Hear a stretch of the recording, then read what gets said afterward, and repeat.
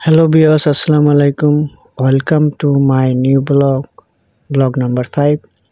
আজকে আমি আপনাদের সাথে শেয়ার করব আমার এখানকার যে মার্কেটগুলো আছে সেটা নিয়ে। আজকে বের হব আমরা আসলে মূলত একটা শপিং মলে যাব, সেটা আপনাদের সাথে শেয়ার করব। তো আমি আর আমার বাংলাদেশি এক ফ্রেন্ড রওনা হয়ে গেছি যাওয়ার জন্য।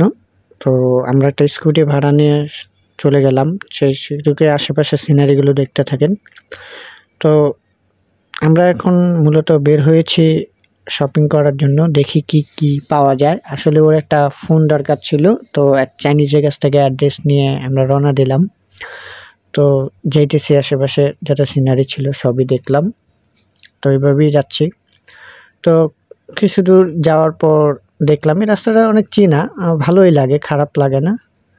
অনেক ভালো একটা পরিবেশ, ভালোই লাগে। রাস্তাঘাট সবসময় ক্লিন থাকে, পরিষ্কার থাকে, দেখতে খারাপ লাগে না, ভালোই লাগে। তো আমি বের হয়ে গেছি, যাচ্ছি এখান দিয়ে আর কি। তো আশেপাশে যা দেখতেছেন তা হচ্ছে আমি যেখানে থাকি এখানকার সিনারি আর কি এগুলো। তো এর আগের ব্লকে যেগুলো দেখেছেন এটা হচ্ছে অন্য একটা রাস্তা, সম্পূর্ণ বিপরীত রাস্তা। তো একটা শপিং মলে যাচ্ছে আর কি, চাইনিজদের ঠিকানা নিয়ে সেখানে যাচ্ছি। তো দেখি যায়, আশা করি ভালোই হবে, খারাপ হবে না। তো এই সুযোগে সিনারিগুলো দেখতেছি আর কি। তো এখানে যত ধরনের দোকান আছে সবই, এই যে এটাই হচ্ছে সেই মার্কেট। অনেক উঁচু উঁচু বিল্ডিং, যেটা বাংলাদেশে সচরাচর দেখা যায় না। আছে, আর যত ছোট থেকে বড় হয়েছে ঢাকা শহরে দেখে অভ্যস্ত, বাট এখানে নিট অ্যান্ড ক্লিন। এই যে এটাই হচ্ছে সেই মার্কেট। তো ভিতরে আমরা ঢুকলাম, দেখেন খারাপ লাগে না, ভালোই লাগে। বাংলাদেশের তুলনায় অনেক নিট অ্যান্ড ক্লিন।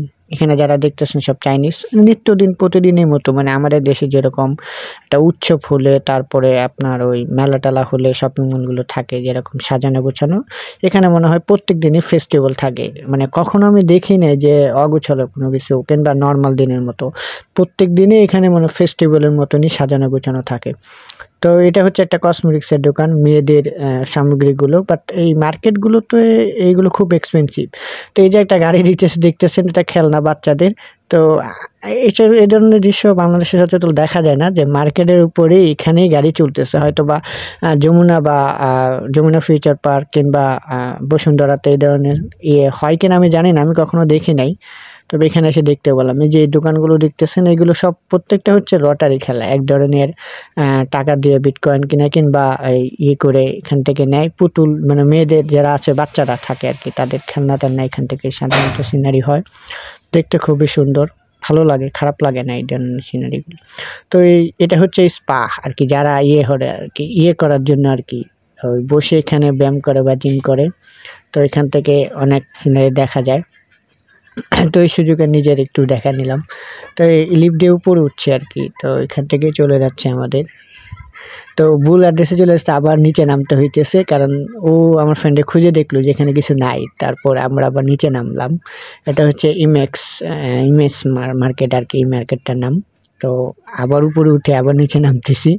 তো এখানে ম্যাক্সিমাম দোকানে দেখলাম লটারি মতো আর কি, বাংলাদেশে যেটা লটারি বলে আর কি, খেলে এখানে টাকা দিয়ে। যে এখানে প্রত্যেকটা ফেস্টিভ্যাল মতো চলতেছে এগুলো দেখে।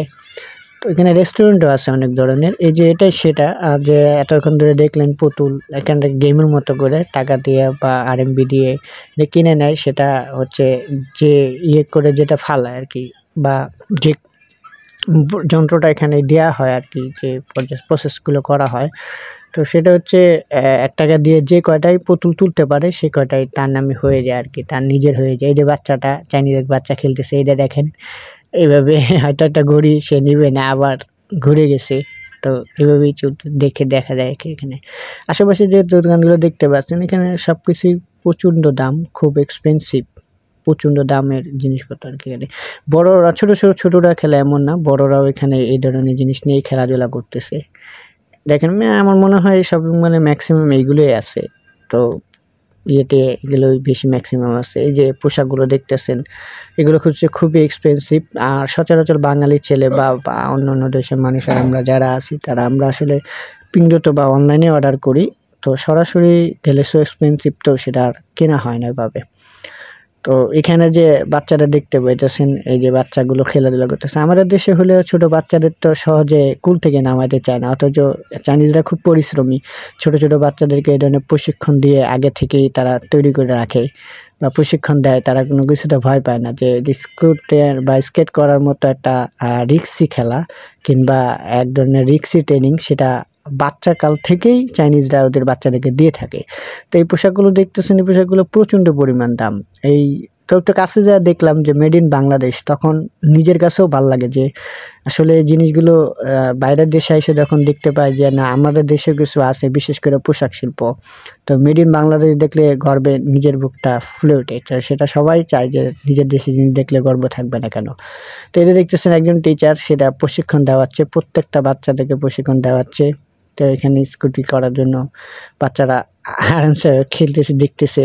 তো আমি আমাদের দেশের বাচ্চারা হলে এত ছোট বাচ্চা। তো ভিউয়ার্স, আজকের মতো এখানে আমার ব্লগ শেষ করছি।